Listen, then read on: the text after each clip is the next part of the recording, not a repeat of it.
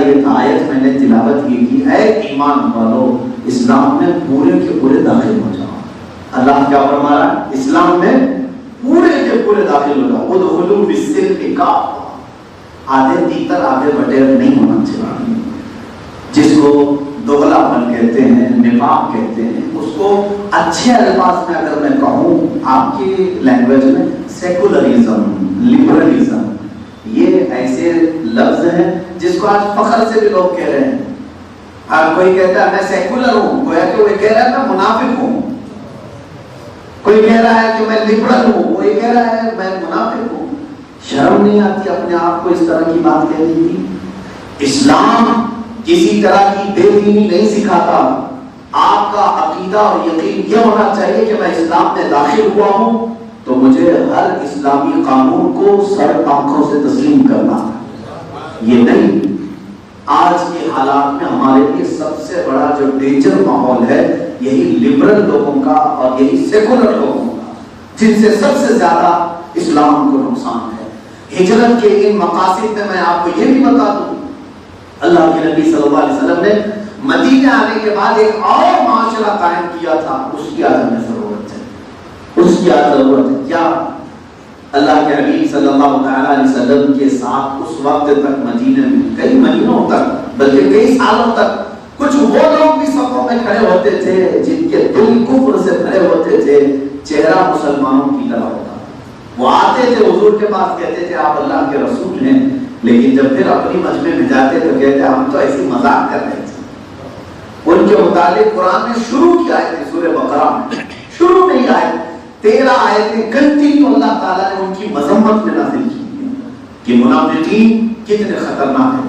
کافروں کے متعلق تو صرف 2 آیتیں آئی شروع میں بولو، لیکن منافقین کے متعلق 13 آیتیں کنٹینیو کہ یہ جب ان کو اچھائیاں دکھتی ہیں، مال دکھتا ہے، کہتے ہیں اسلام بھی اچھا ہے، اسلام بھی اچھا ہے، اور جہاں کہیں آفت آ گئی تو کہتے ہیں یہ ہم کہتے نہیں تھے پہلے سے کہ ان کے ساتھ مت رہو، نقصان ہی اٹھاؤ.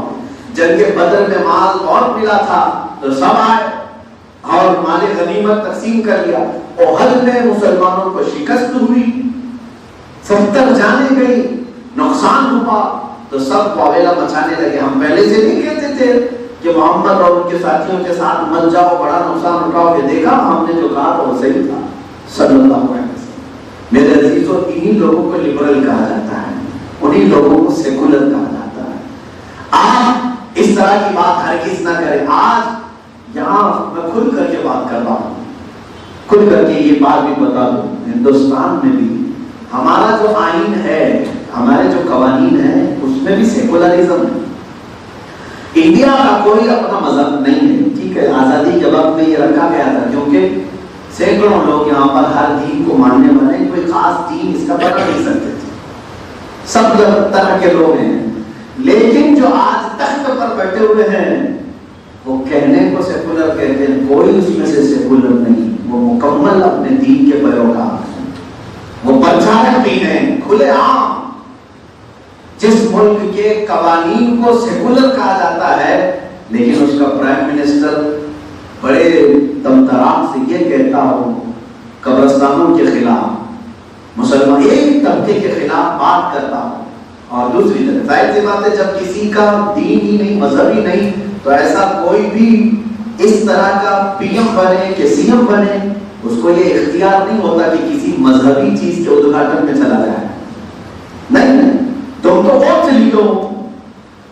جب حلف لیتے ہیں ہمارا کوئی دین نہیں ہوگا ہندوستان میں، ہم سیکولر ہیں، تو پھر یا تو ہر دین والے کے پاس پہنچے. کبھی دیکھا آپ نے کسی مسجد میں آتے ہوئے میاں صاحب؟ نہیں دیکھا. اس کی وجہ یہی ہے، میں آپ کو بیدار کرنا چاہتا ہوں کہ وہ سیکولرزم کا نام لے لے کر کے اپنے دین میں تو پکے ہو گئے، اپنے مذہب میں پکے ہو گئے، تم کہاں کے رہے؟ کبھی اس کی جے کبھی اس کی جے کرتے ہوئے. اسی لیے اللہ کہہ رہا ہے کہ ادخلوا فی السلم کافہ، اے ایمان والو پورے پورے اسلام میں آ جاؤ. ہو مسلمان تو فخر سے کہو میں مسلمان ہوں، مجھے فخر ہے اسلام میں رہنے کا. یہ نہیں کہ ان کے ماحول میں گیا تو جلدی سے ٹوپی لے لیا، چھپا لیا، اور جلدی سے اپنی داڑھی مڈا لیا کہ کوئی پہچان نہ سکے. تم لبرل بننے کی کوشش کر رہے ہو، قرآن تو پہلے سے کہہ رہا ہے وَلَن تَرْضَ عَنْكَ الْيَهُودُ وَلَا النَّصَارَى حَتَّى تَتَّبِعَ مِلَّتَهُمْ. یہودی اور نصرانی یہ کفار و مشرکین تمہاری ان حرکتوں سے کبھی بھی راضی نہیں ہوں گے، ہرگز راضی نہیں ہوں. وَلَن تَرْضَ رب فرما رہا ہرگز راضی نہیں ہوں گے. تم سوچ رہے ہو میرا یہ بدل جانے سے یہ راضی ہو جائیں گے، خوش ہو جائیں گے؟ نہیں. رب فرماتا ہے حتیٰ تتبع ملتہم، اس وقت تک وہ راضی نہیں ہوں گے تم سے جب تک تم ان کے دین میں داخل نہ ہو جاؤ. جب تک تمہارا دھرم پریورتن نہ ہو جائے تب تک یہ تمہارا پیچھا نہیں چھوڑے. تم ٹوپیاں چھپا کر کے کیا سوچتے ہو کہ میں ان کو خوش کر لے جاؤں گا؟ کبھی کسی کی پوجا کر کے تم سوچ لیتے ہو سیکولر کنٹری ہے چلتا ہے ان کی بھی رکھی جائے ان کی بھی، اتنی چیز سے وہ راضی نہیں ہوں گے. تمہیں کفر کی موت مرتے ہوئے شیطان ہمیشہ دیکھنا چاہتا ہے. اور آج بھی تمہارے پاس دو راستے ہیں، یا تو چوز کر لو میرے آقا صلی اللہ علیہ وسلم کے راستے کو، یا تو پھر مدینے کے ان منافقین کا راستہ جن کو میرے آقا نے اپنی مسجد سے نکال کر باہر کر دیا تھا. اور قرآن ان کے متعلق کہنے لگا ان المنافقین فی الدرک الاسفل من النار، بے شک منافقین جہنم کے سب سے نیچے والے حصے میں ہوں، سب سے زیادہ عذاب منافقین پر ہوگا. آج ہماری باتیں کچھ لوگوں کو کڑوی لگتی ہیں، ان لوگوں کو کڑوی لگتی ہیں جو اپنے سیکولرزم کا دعویٰ کرتے ہیں. نہیں، یہ ماحول ایسا ہے سب کو لے کے چلنے کی بات کرنا چاہیے. مولانا کیسی کٹر پنتھی کی بات کرتے ہیں. کٹر پنتھی اس کو کہتے ہو؟ میرے دین میں کوئی عیب ہے؟ رسول کریم صلی اللہ علیہ وسلم کے اخلاق میں کوئی نقص ہے، کمی ہے؟ جب میں مانتا ہوں کہ میرا آقا انسان کامل ہے، اس کی محبت کو تم کٹر پنتھی کرتے ہو؟ کٹر پنتھی کیسے ہو سکتی ہے؟ میں اپنے نبی کی محبت اور اپنے دین کی محبت میں بات کرتا ہوں تو حقیقت میں یہ بات وفاداری کہلاتی ہے، اور تم سب کا آدھا شکر آدھا نمک بات کرتے ہو، یہ منافقت ہے، یہ نفاق ہے. آج جس طرح کے حالات پورے ورلڈ میں قائم ہیں، دیکھ لیجیے آپ جن کے چہرے نظر آ رہے ہیں اسلام کے، ان کے دلوں سے اسلام غائب ہو چکا ہے. میرے آقا صلی اللہ علیہ وسلم نے فرمایا تھا ایک وقت ایسا آئے گا تم دیکھو گے کچھ جماعتیں ایسی ہوں گی جو قرآن کو بار بار پڑھ رہے ہوں گی لیکن ان کی حالت کے نیچے قرآن نہیں اترے گا. کچھ لوگ یہ کہہ رہے ہوں گے کہ ہم ایمان لائے لیکن ان کے کانوں سے آگے تک ان کا ایمان نہیں ہوگا. حضور اکرم صلی اللہ علیہ وسلم نے ان کی علامتیں بھی بتائی. آج معلوم ہے آپ کو عرب دنیا کو ہم اسلامی دنیا سمجھتے ہیں. سعودی عرب کو، متحدہ عرب امارات، یونائٹڈ عرب ایمریٹس جس میں دبئی، شارجہ، یہ تمام ممالک آتے ہیں، بحرین ہے، یہ تمام جو گلف کنٹریز ہے جن کی شناخت پوری دنیا میں اسلامی مملکت سے کی جاتی ہے، ان کے تخت پر بیٹھا ہوا کوئی بھی اسلام دل میں رکھنے والا نظر نہیں آتا. ابھی یونائٹڈ عرب ایمریٹس والوں نے، متحدہ عرب امارات والوں نے اسرائیل کو تسلیم کیا اور کہتے ہیں کہ ڈپلومیٹک ہماری ریلیشن شپ ہے، اچھے تعلقات. تاریخ میں آج تک کسی نے اسرائیل کے ناجائز قبضے کو تسلیم نہیں کیا تھا اسلامی مملکتوں میں، لیکن اب عرب والوں نے شروعات کر دی. فلسطین کے بچوں کو ناحق جو اسرائیل روز مانگتا ہے، جن کی تعداد آج لاکھوں کے سے تجاوز کر چکی ہے، لاکھوں سے تجاوز. پوری دنیا میں ان کے متعلق آواز اٹھانے والے لوگ نہیں ہیں. آپ تاریخ کیوں نہیں پڑھتے؟ تاریخ، یہ میڈیا تاریخ تھوڑی نہ بتاتی ہے، میڈیا سے تاریخ نہیں پڑھی جاتی، کتابیں موجود ہیں.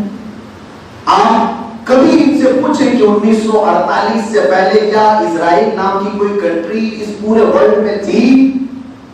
1948 سے پہلے اسرائیل نام کی کوئی کنٹری تھی؟ نہیں تھی.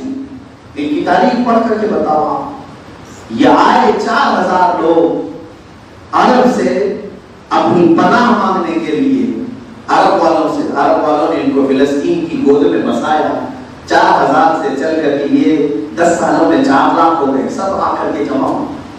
4 لاکھ سے بڑھتے بڑھتے 70 لاکھ کے قریب پہنچے. پھر انہوں نے اپنی کنٹری کا اعلان کر دیا، یعنی فلسطین والوں نے پناہ دی. اور ان کے خلاف انہوں نے کیا کہا کہ فلسطین نام کا کوئی ملک ہی نہیں ہے. انہوں نے میپ سے بھی غائب کر دیا. میپ جو گوگل میپ پر آتا ہے اس میں سے بھی فلسطین کو انہوں نے غائب کر دیا. یہ باتیں اتنی سخت ہیں، انہی باتوں کی وجہ سے یہ ظالم یہودیوں نے مجھے بیت المقدس جانے نہیں دیا. پچھلے سال ایئرپورٹ میں 6 گھنٹے بٹھائے رکھے اندر آنے نہیں دیں کہ آپ اینٹی جیوز ہو، اینٹی یہودی کیوں نہ ہو، اس لیے کہ میرا مولا قرآن میں تمہارے اوپر لعنت بھیج رہا ہے۔ ہم تو ہر نماز میں کہتے ہیں غیر المغضوب علیہم ولا الضالین، اے مولا یہودیوں اور عیسائیوں کے راستے پر ہمیں ہرگز نہ چلا۔ ہم تو دعا کرتے ہیں، یہ تو ہماری روز کی دعا ہے۔ میرے عزیزو، آج اسی اسرائیل کے متعلق پوری دنیا جانتی ہے، چھوٹا سا ملک سب کے لیے ایک ایسا ناسور بن گیا ہے۔ یوں سمجھ لے کہ عرب ممالک چاروں طرف سے اس کے ارد گرد ہیں، ایک کنارے میں جارڈن ہے، اردن، ایک کنارے اسرائیل کے ملک شام ہے، ایک کنارے میں لبنان ہے، یہ تمام ممالک ترکی، ایران اور یہ سب، ایجپٹ ہے، مصر ہے۔ ان ممالک کے بیچوں بیچ ایسا ہی ہے جیسے سمجھ لو کسی کے اچھے جسم کے پیٹ میں کینسر کا پھوڑا ہے، یہ کینسر کا پھوڑا ہے جو سب کے لیے وبال جان ہے، لیکن تقریباً اس کے ارد گرد جتنے بھی ملک ہیں سب اس کے ہمنوا ہو چکے ہیں۔ میں مصر میں 4 سال رہ کر گیا ہے، عوام کیا چاہتی ہے اور حکومت والے کیا چاہتے ہیں، اس میں بڑا فرق ہے۔ عوام آج بھی سچے اسلام کے پابند ہیں، وہ مومنین کے لیے ہمدردی کا جذبہ رکھتے ہیں۔ فلسطین میں کبھی بھی میزائل داغا جاتا تو مصر کی ساری مسجدوں میں ان کے لیے نماز بھی ہوتی، دعا بھی ہوتی، لیکن حکومت کے تخت پر جو بیٹھا ہوا ہے ظالم، حتیٰ کہ میں آپ کو بتاؤں فلسطین کا ایک علاقہ غزہ جہاں لوگوں کو علاج کرانے کے لیے ہاسپٹل تک نہیں، وہ مارے جاتے ہیں، زخمی ہوتے ہیں، ان کو اسٹریچر پر ڈال کر کے ایجپٹ میں لایا جاتا تھا۔ مصر کا بارڈر غزہ سے ملتا ہے، اور وہ غریب آتے تھے، مصر والے ان کی خوب مدد کرتے تھے، علاج کراتے تھے، بلکہ بہت سارا اناج مصر سے غزہ جاتا تھا، فلسطین جاتا تھا۔ لیکن جب سے ابھی کی جو حکومت مصر میں بیٹھی ہوئی ہے، انہوں نے فلسطین اور مصر کے بیچ میں بڑی دیوار بنا دی کہ کوئی فلسطینی دیوار پھلان کر کے مصر میں آ نہیں سکتا۔ یہ مسلمان ہیں جن کو ہم مسلمان سمجھ رہے ہیں، فلسطین کے لیے انہوں نے بین لگا دیا، جتنی سرنگیں تھی نیچے سے وہ آتے تھے وہ تک بند کر کے بلاسٹ کر دیا۔ اور وہی ایجپٹ، وہی مصر اپنے ہاں گیس پائپ لائن اسرائیل سے لیتا ہے، اسرائیل کو بھیجتا ہے۔ یہ مسلم کنٹریز ہیں، جارڈن اسلامی مملکت کہا جاتا ہے، انہوں نے اپنے سارے بارڈر کھول کر کے رکھے، جو بھی اسرائیل جانا چاہے آنا چاہے وہ جا سکتا ہے، آ سکتا ہے، تسلیم کیا ہوا۔ اسی طرح اب اسی فہرست میں عرب امارات بھی آ گئے، دبئی جن کی عیاشی پوری دنیا میں مشہور ہے، قریب ان پر اللہ کا عذاب آنے والا